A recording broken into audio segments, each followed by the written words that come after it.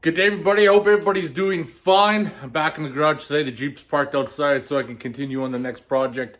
And that project is welding up the axle truss. Finally, it's been fitted up. It's time to weld it slowly so hopefully it doesn't warp. And then build an axle and get it underneath. However, before I get started on that, I have some stuff that came in. I'm going to go over after the last trip. I wanted to do some wheeling and camping, but the transfer case had shit to bed, so to speak. And that's what I want to talk about is there's only so much time I believe in that you can spend on something. And then after that, it's just time to write it off.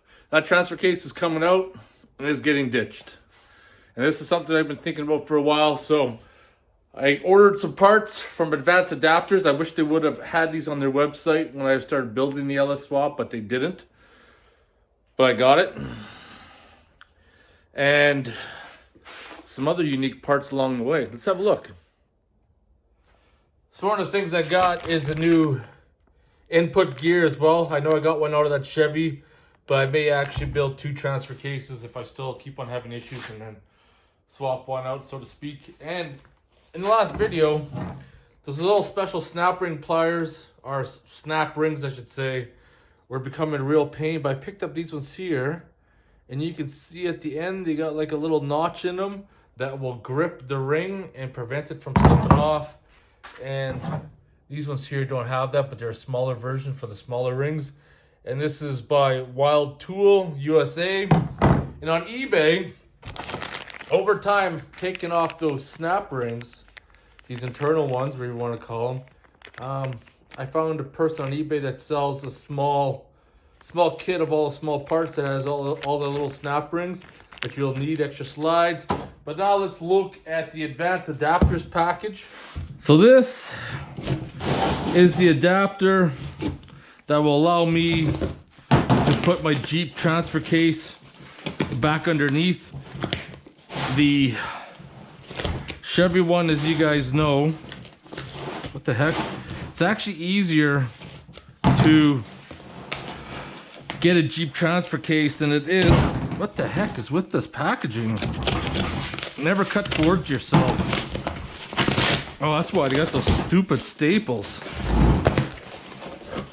Anyways, let's get this out. Have a look. This is the part I need.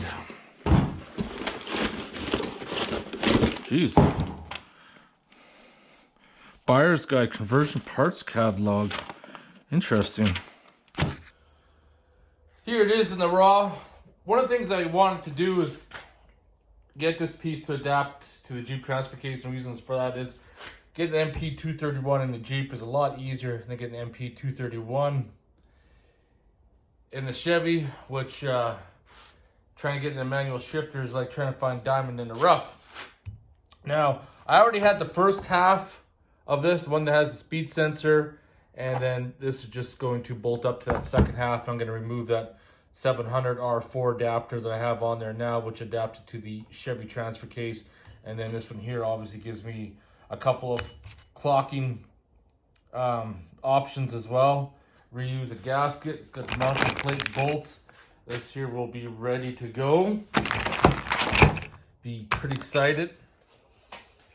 I know right now I have that spacer that I made up on the MP241 shaft to compensate for that slack, but what I'm going to do is I have my lathe, and I'm just going to machine it down and get rid of that spacer, and they'll take care of that issue. That being said, let's get this axle up there and start welding her up. My gas is pretty low. I'm going to run out of gas way before this project's done.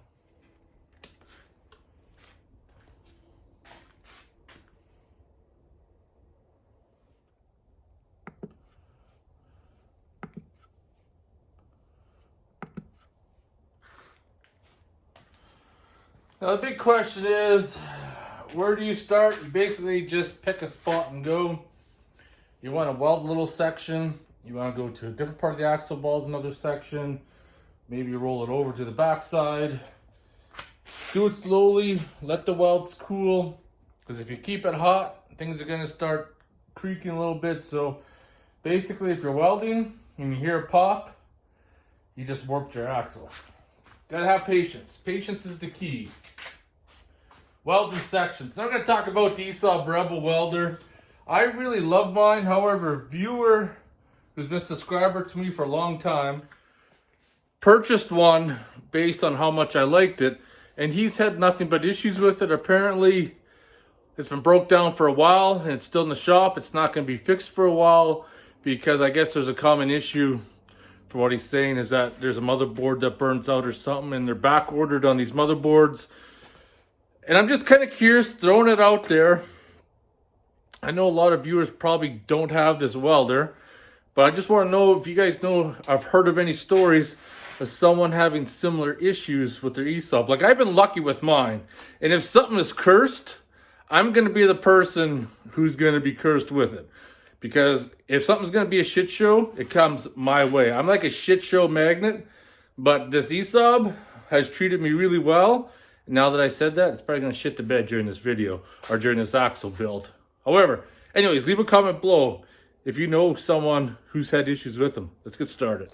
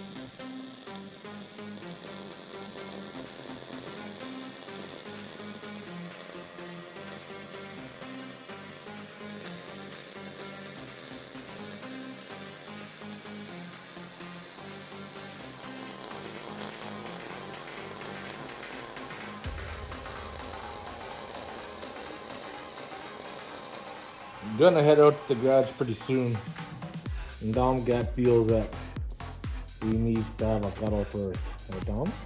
Right. Dom? Maybe you'll feel the need for a cuddle. Is that what you want? Is it? But you're trying to avoid the camera?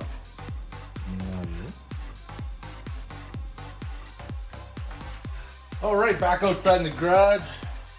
Flip the axle over to a different position to get access to some other welds better.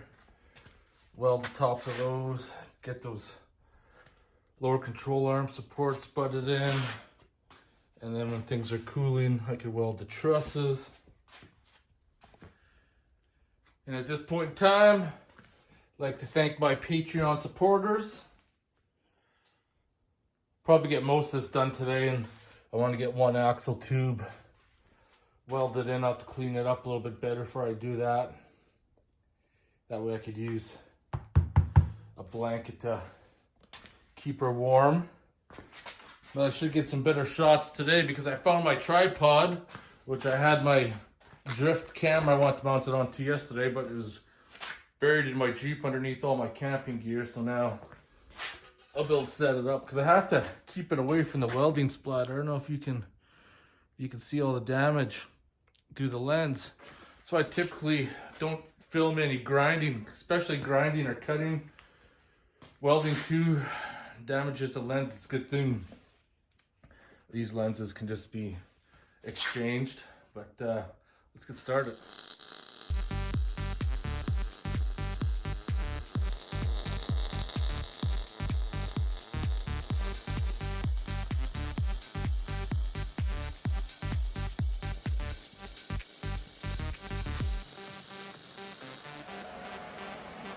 Just did a bunch of welding, gonna let things cool down. And I usually time it by the cycle on the welder.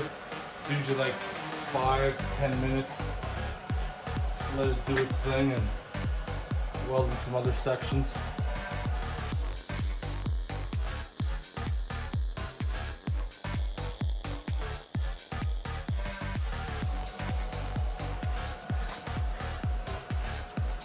I like to go around, check my welds. I got my garage pretty cold, so if anything that I want to weld, if the metal's like around 70 degrees,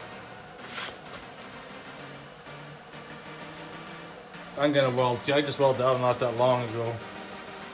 Those are still pretty warm, but those parts don't really matter because they're not gonna bend the axle tube there. But if I'm around 70, she's good. Just wait for that to cool down, and it'll be cooled down even more. Get back at her. Gas situation's definitely getting low.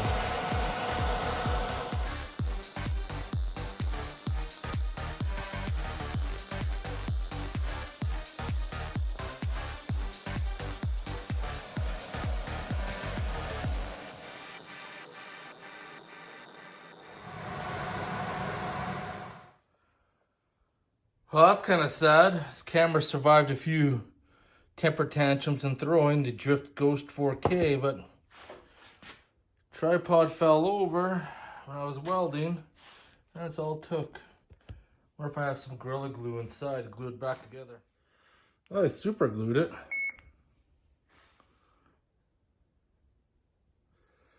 Still seems to power on.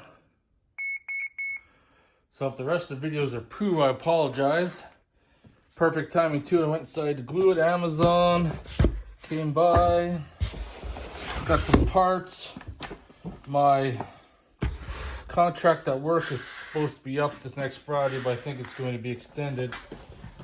But for the time being, stocking up on things I need. So I got new front wheel bearings for the Jeep. New dial. Flexible base. Now, would you guys believe me if I told you when I first built that Jeep, I guess it'd be well over a decade ago, I had no intentions of keeping it. I was just going to build it and flip it, but I fell in love with it. When I originally did the front wheel bearings all that time ago, I'd used cheap eBay, no-name bearings, and those bearings took me to Alaska. All my adventures I've been on, and they're actually still good today. It's been like 10 years, and those wheel bearings have not failed. However, this time around, when I put the axle truss on the Dana 30, I'm going with some real brand name bearings. Food for thought right there.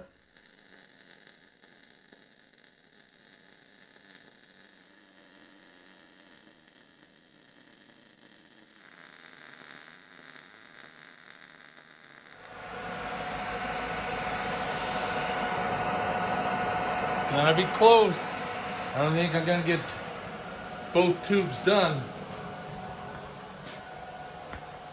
But tomorrow's Sunday, so I can't get gas. So now I need to preheat the cast housing. Make it easier to weld. Some nickel rod would be ideal. Or I use what I can. Not gonna heat the axle tube. I'm going to heat up the cast.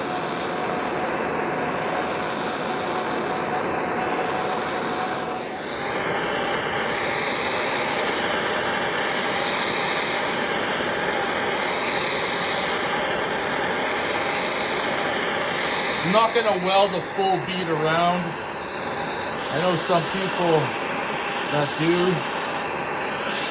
I'm just going to weld 3 1-inch segments around the tube. In all honesty, with the axle truss, it's not going nowhere.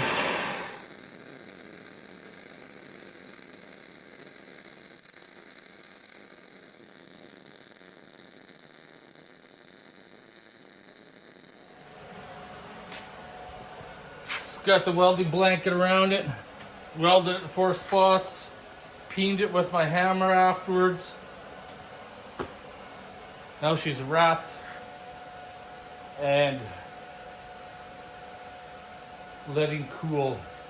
Definitely nickel rod would be ideal for this, but using what I have. All right, it's time to shut her down. It's motherfucking beer time. In case anybody's gonna point it out. MIG welding is not the proper process. You can make it work. Like I said before, you should use like a nickel rod or something. It'll definitely make it stronger. MIG will work. If you're lucky, it won't crack, but it's not going to be as strong. Because I know there's going to be somebody who's going to fucking pipe up and say something. But I'm just saying. Anyways, motherfucking beer time. Let's crack this open. Diving Fox. And it's going to be like foaming all over the place. Nope.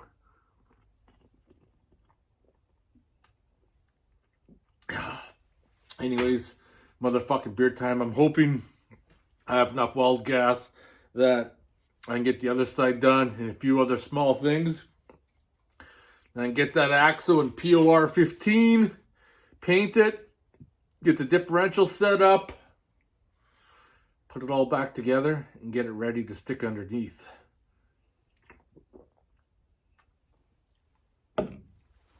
Lots more to come. Hope you guys enjoyed the video. If you have any questions or comments, post them below. I'll see you in the next one.